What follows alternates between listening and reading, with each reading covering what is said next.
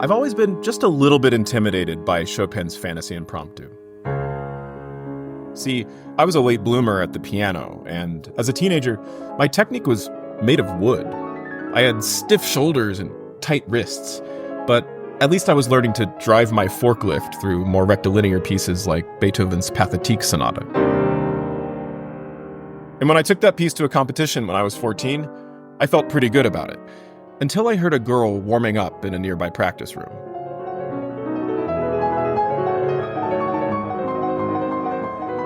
While my sonata was taking place down here in the real world, her impromptu was taking flight into a realm of, well, pure fantasy. I was a lumberjack and she was Tinkerbell. It was not a level playing field.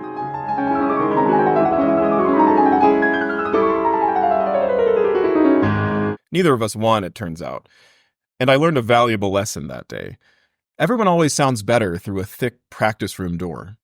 But I also learned a lesson in aesthetics, that one can basically divide the whole history of music into two categories: music that sounds planned and music that sounds made up. But what about music that's composed, that sounds made up?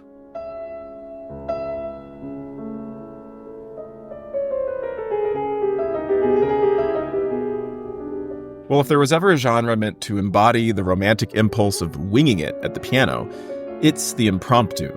A paradoxical kind of piece, fully notated and yet meant to sound extemporaneous. A kind of premeditated improvisation.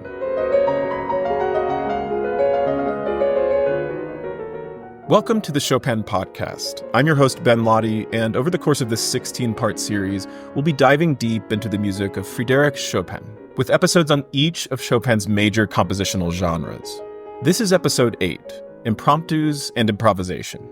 It's a special episode, dedicated both to a genre as well as to an improvisatory tradition that was once at the center of what's now called classical music. In this episode, pianist Garrick Ohlsson explores the wonders inside of Chopin's 4 impromptus.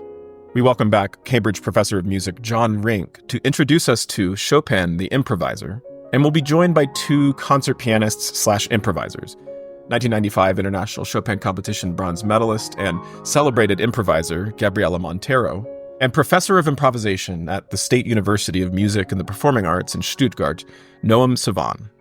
Finally, music critic Jed Distler will recommend some very special recordings of Chopin's impromptus from the past century. You can listen to full episodes of the Chopin Podcast on podcasting platforms the day of release, or watch video segments from each episode in the following days as they're posted to my YouTube channel. Just look up my name, Ben Laude. That's BenLaude. This podcast is produced in partnership with the Chopin Foundation of the United States, which is presenting the 11th National Chopin Competition in Miami in January 2025. Follow the link in the description to reserve your tickets to the live rounds, and make sure to subscribe to the Chopin Foundation YouTube channel, where you can watch yours truly hosting the competition live streams from Miami. The honorary chairman of the US Chopin Foundation is none other than Garrick Ohlsson, who will be with us every step of the way during this podcast series. To this day, Garrick is the only pianist from the United States ever to win first prize at the International Chopin Competition. And in October 2025, he will become the first ever non-Pole to chair the competition in Warsaw. Garrick is one of the few pianists ever to record Chopin's complete works, published by the Hyperion label, and many of the recordings heard during this series are taken from that set. Digital downloads of the complete cycle are available for purchase on Hyperion's website. While I think Garrick's recordings of the Chopin impromptus are the stuff of dreams, his first attempt at performing one of them as a child was literally a nightmare. I've mentioned this perhaps definitive first musical experience when I heard Rubinstein at Carnegie Hall when I was 9. He played the G-flat impromptu, Opus 51, which I had never heard of.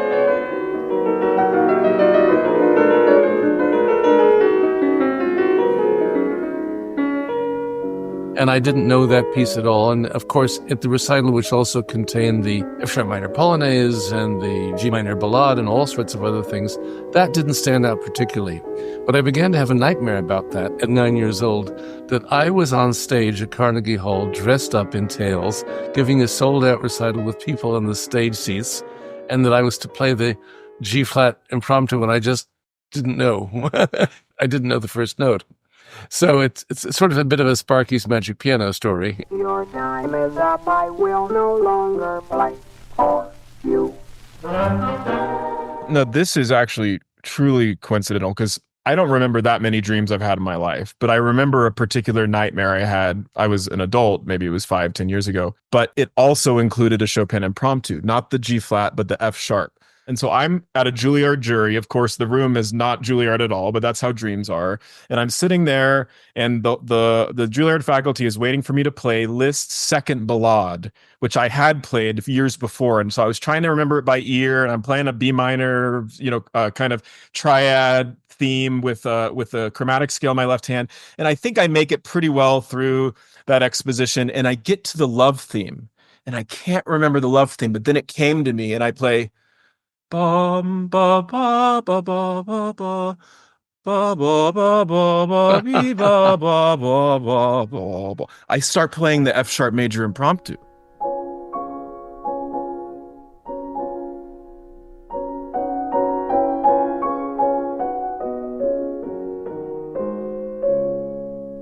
I probably failed the jury, and then I woke up. So I guess impromptus are the stuff of nightmares. But no, actually, they shouldn't be at all. No, no. No, because they're very friendly pieces, aren't they? They're friendly, and they're far from the most difficult things, technically, pianistically, that Chopin ever wrote.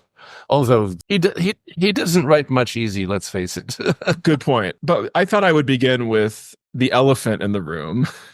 Chopin's Fantaisie-Impromptu, one of his most famous pieces, but never published by Chopin. In fact, apparently it was a gift that he had given a student, and this, the more revised version appears later in the 20th century. But I bring it up because maybe one of the reasons he wanted to keep it private, keep it as a gift, had to do with its overt quotation of a certain Beethoven sonata. Yes, everybody knows it. It starts with an intro. And that lovely triplet thing, and then all this fast stuff.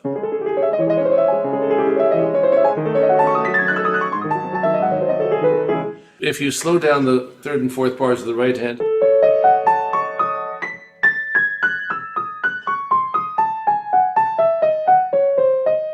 if you look at the last page, also in C sharp minor, of Beethoven's Moonlight Sonata, that ferocious movement.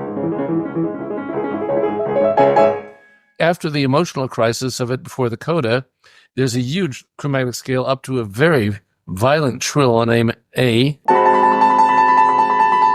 And there's a recitative down which uses exactly those notes. That's an exact quote. And it's too specific a figuration for it to be a coincidence. Yeah, I think so.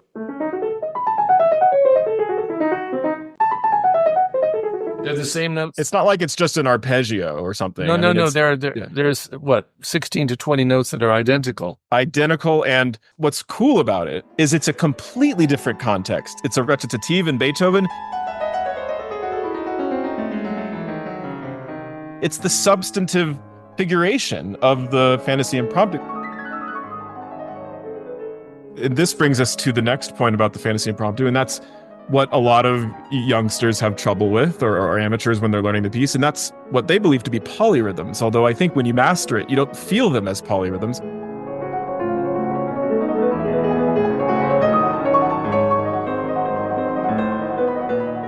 Could you break down this 4-against-3 business? Tell us, how do you master that as a pianist? How do you rise above that conflict? Well, I'll start with a simpler one just for didactic purposes. 2-against-3. When you have two notes happening in the same speed as 3. Here's 1, 2, 1, 2, 1, 2, 3, 1, 2, 3, 1.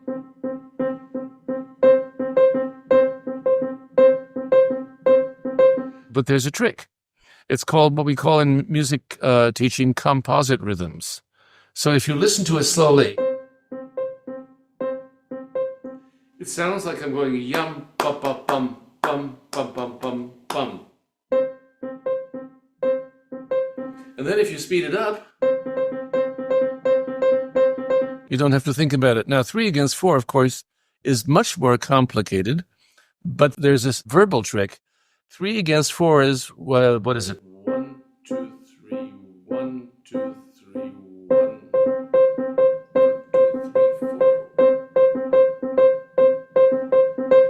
So if you slow that down enough, you can make a composite rhythm between the two, which has various words, and depending on who taught it to you. Well, pass the and butter is the one Yeah. I know. Yes. Or if you want to be more polite, eat your bread and butter. Eat your bread and butter.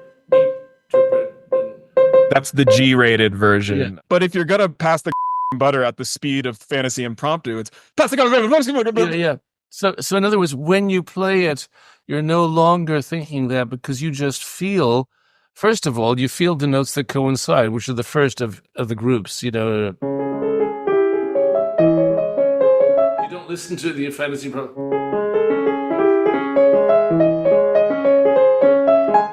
Actually, when we discuss the posthumous etude in F minor, that is a spot where you may want to learn to really feel all that stuff before you let yourself play the beautiful music.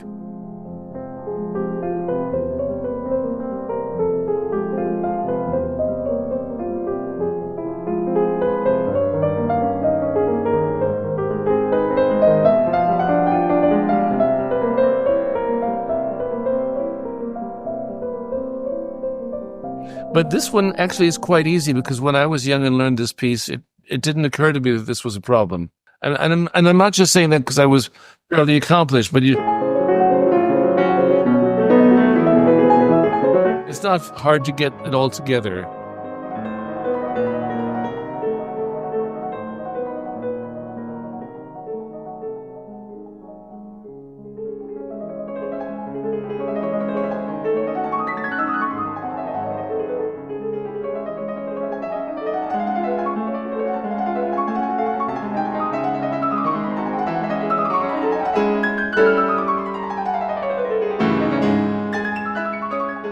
My feeling about the famous Fantaisie-Impromptu is that this was one of the few middle section tunes, even though memorable, really has a saccharine quality.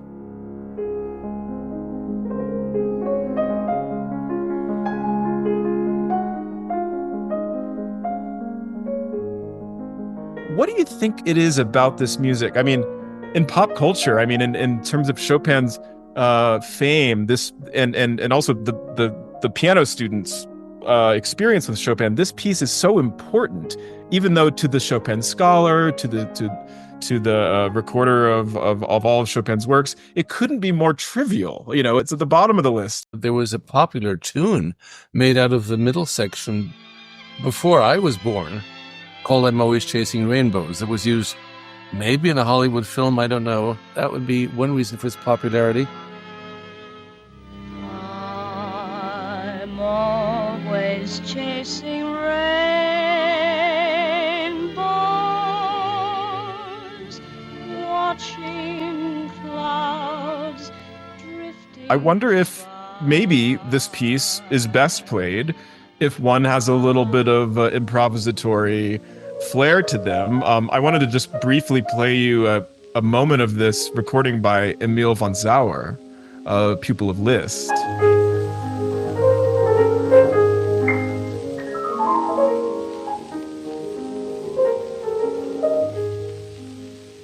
So we have there just a lovely sort of very Chopin-esque ornament that Chopin never wrote, but Chopin may very well have played, for example.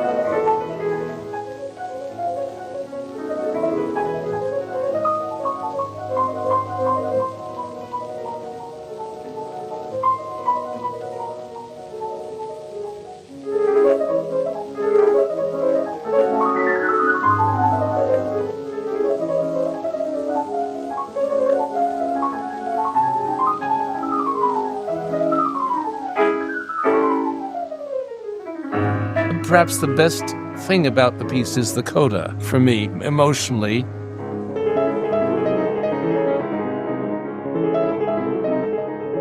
That kind of passionate, grief-stricken pathos that he's so good at, comes nestling there. Then it calms down like the rain finally goes to the background.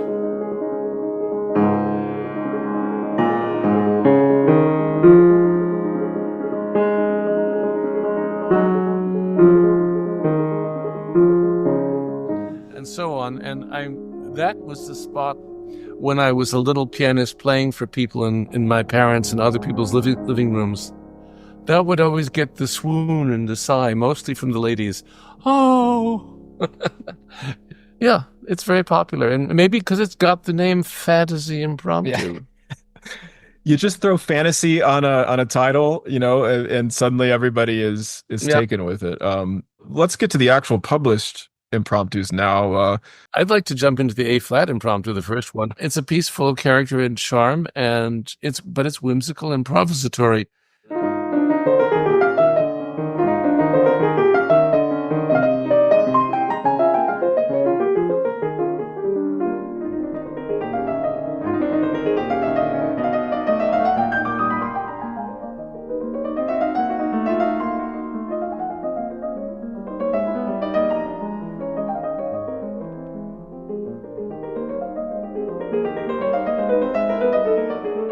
It says, allegro assai quasi presto. Well, what does that mean? Does it mean... I don't think so. You can't hear the music that way. And presto just means that the basic, the basic unit of measurement isn't the eighth note. It's the quarter or half note or the bar. So it goes pretty fast. There's too much harmonic information in it. But what's characteristic about it, this theme that's so cute,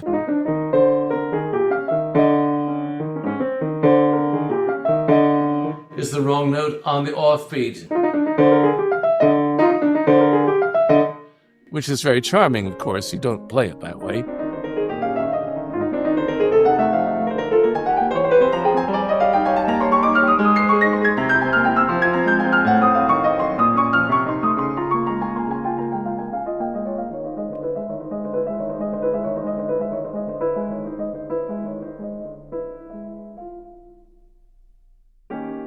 That lends charm to the middle section, which is a quite ordinary tune that gets ornamented a bit. The bass player is off the beat. The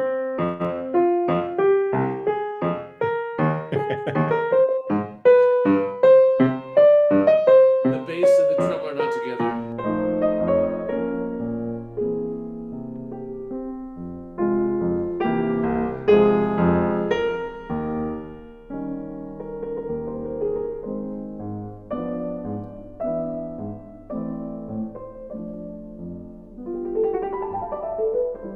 Until the middle of the central section, when, like with a vengeance, Chopin...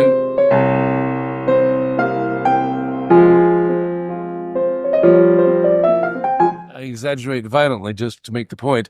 Just when he's gotten you in the middle section charmed, and maybe you've had enough of that bass player playing off the beat, he lets the singer sing without a bass player interrupting.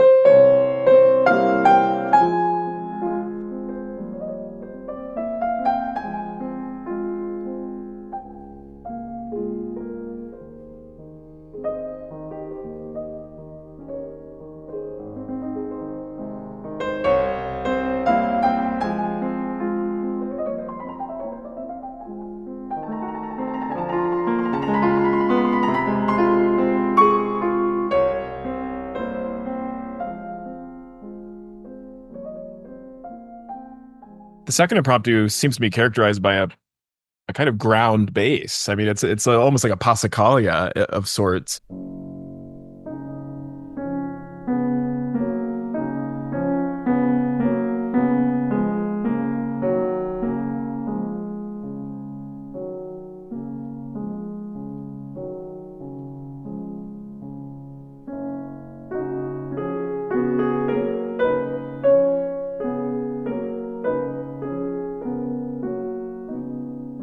I've always found this such a beautiful piece. Yeah. What do you make of this Opus 36? I mean, if I may just be editorial or opining, this is the masterpiece of the four for me. This is up with the top level of Chopin. The way he develops everything, I won't justify it, but I think it's incredible. Just this opening is...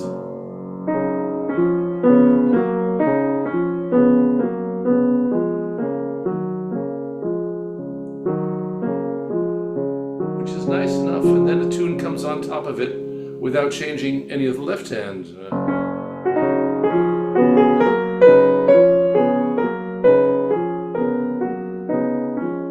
And doesn't finish. Each phrase is sort of like a conversation that lulls off and then gets taken up again and gets more beautiful as it goes on. But a lot happens. This is a mini ballade. There's a secondary part, which is In Your Nightmare.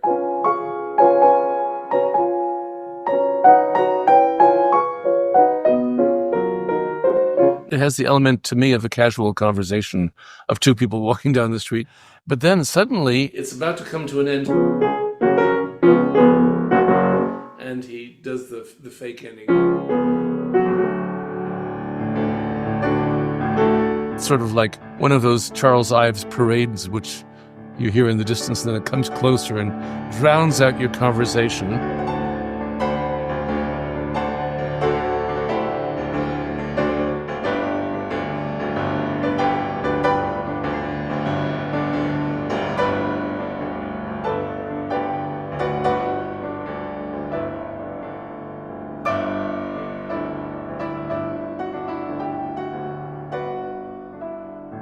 Then the tune sort of resumes, but it's also triplety for a page and a half. He takes this and turns it to F major. But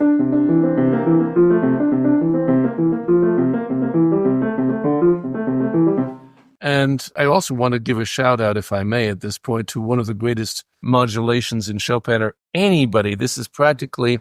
You know, in English literature in England, there's this expression purple prose, where something is rather overwritten, if you will, pardon my fake accent. He has to get from, or he wants to get from there sideways to, he's been around G major for quite a while.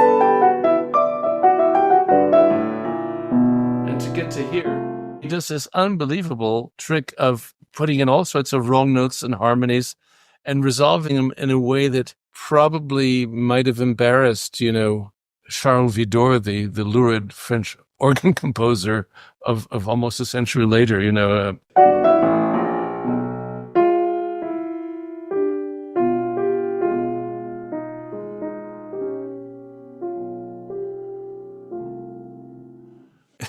He never, ever did anything like that. That really is like anticipating just the densest late romantic chromaticism, it seems like. Yeah, I mean, I like the word lurid. I mean, it's so highly overcolored.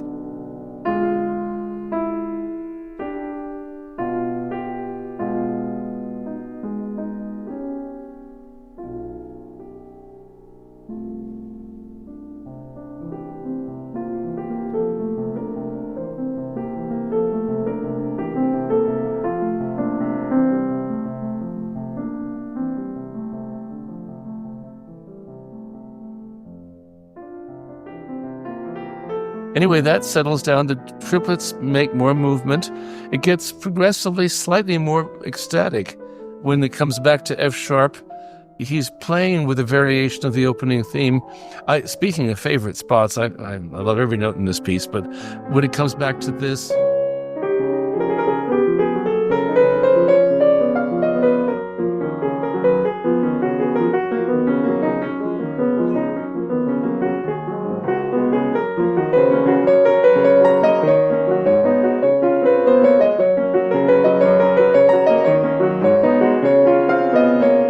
Reminds me of the barcarolle, also in F sharp. It's beginning to waft without gravity and get progressively ecstatic without screaming at all.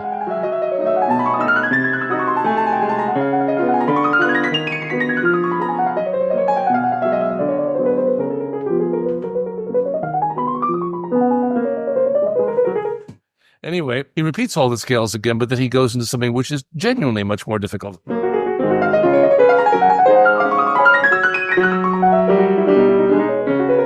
And those 1, 2, 3, 4, 5 bars are where pianists often get in trouble, including me.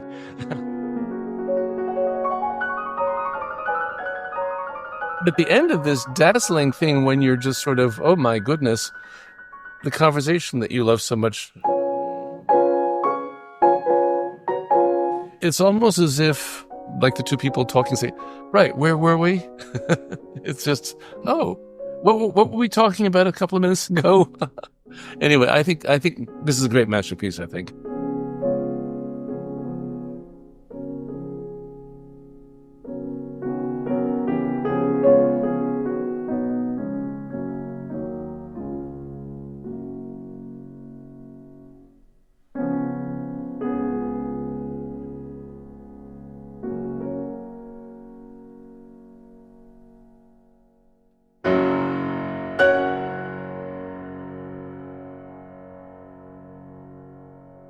I love that. It's almost like he realized, okay, I wrote one that begins with as square a phrase as you can. I mean, the first impromptu is 2 + 2 + 4, and just it's just right there.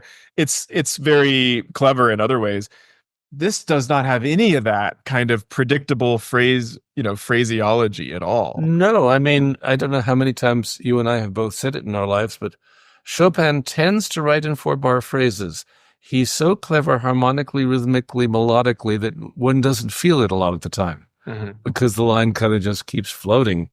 But in this one, the phrase lengths are all different. 6, followed by 6, followed by 1, 2, 3, 4, 5, 6. Oh, he's got a lot of 6s and then extensions. Anyway, yeah, the poetic structure is very unique for him. I want to move all the way around the circle of fifths, an entire 12 o'clock back to the very same key of G flat.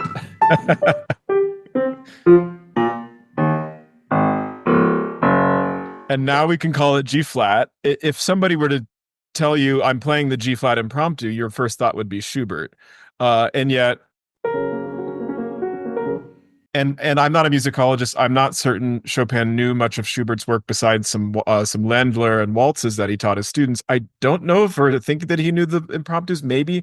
In any case, G flat major is not the most common key. Chopin wrote a couple pieces in it, but the fact that he wrote 2 impromptus in a row that are in the same key but in their inharmonic equivalents is kind of interesting to me. He's almost trying to say, hey, check it out. Like I can do both too. I don't know. That's actually true. I never thought of that specifically in relation to these pieces. Well, to stick with the G flat impromptu, my first observation about it, I wonder if you agree, is it does harken back to the first impromptu in terms of texture at the beginning.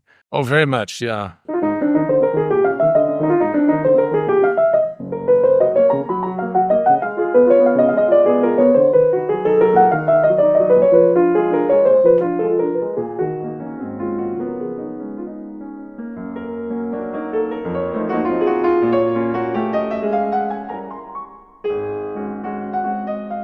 A very similar kind of pianistic feel to it. But then he complicates it because he brings it back with sort of different figurations and double notes. The second verse of the same tune.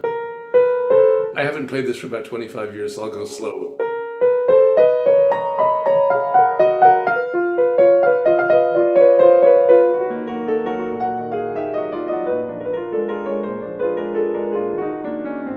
What a beautiful variation of a very simple tune.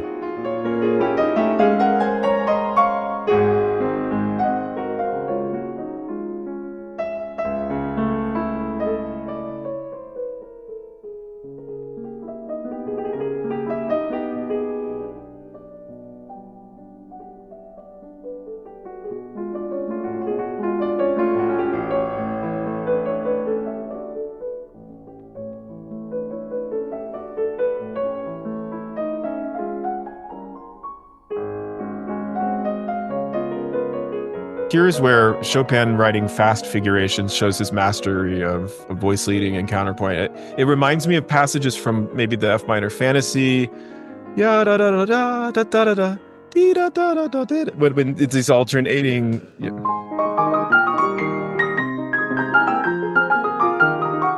That double note texture with a melody on top, yeah. Yeah, it's so ingenious because it's a marriage of someone who knows the piano so intimately, but also knows music so intimately at the same time. Yeah, and of course, it's a complete demonstration by the second bar of these double notes of how you have a leading low in the soprano. which is utterly independent for at least one bar of the accompaniment.